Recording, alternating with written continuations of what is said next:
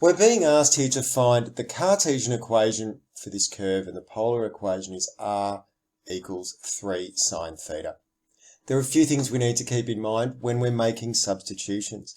Remember that x equals r cos of theta, y equals r sine of theta. And then when we get to our Cartesian equation, we will be using this idea that x squared plus y squared for a circle is r squared. And remember, if we end up with an expression that has sine theta and cos theta, then if I can somehow manage sine squared theta plus cos squared theta, that equals 1. So a few rules, and we're probably going to use one or two of these during this question, but they're always good to have handy. So let's now have a look at our expression. We have this expression r equals 3 sine theta.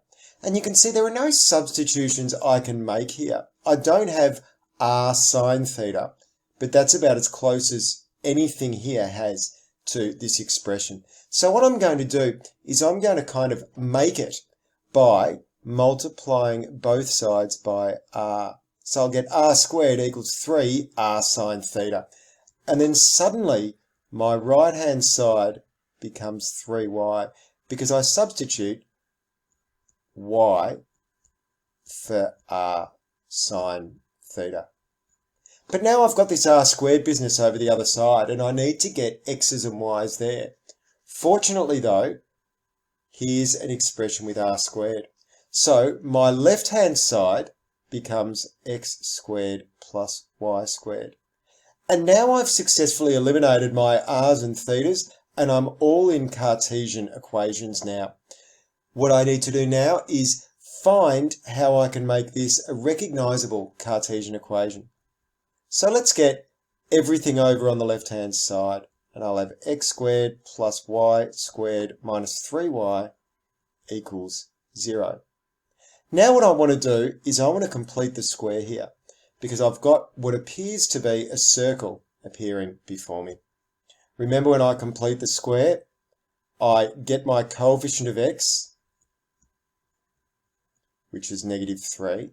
I'm going to halve it, which will give me -3 over 2, and then I'm going to square it, therefore 9 over 4.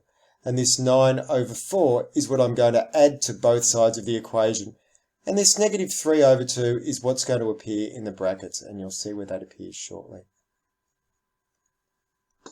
So jumping back over here, I'm going to add 9 over 4 to both sides of my equation and get x squared plus y squared minus 3y, and then plus 9 over 4, and that's going to equal 9 over 4.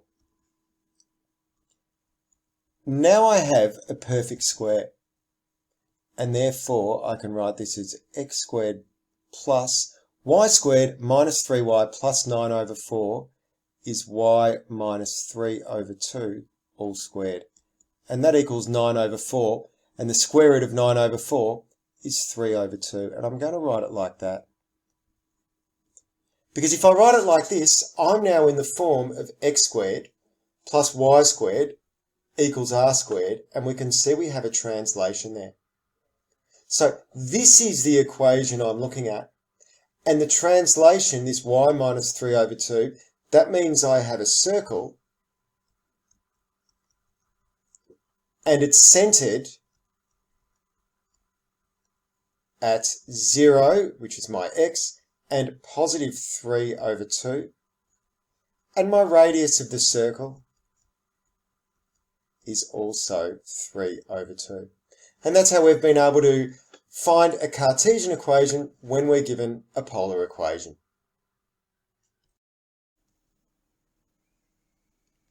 If you found this video helpful, please subscribe or like.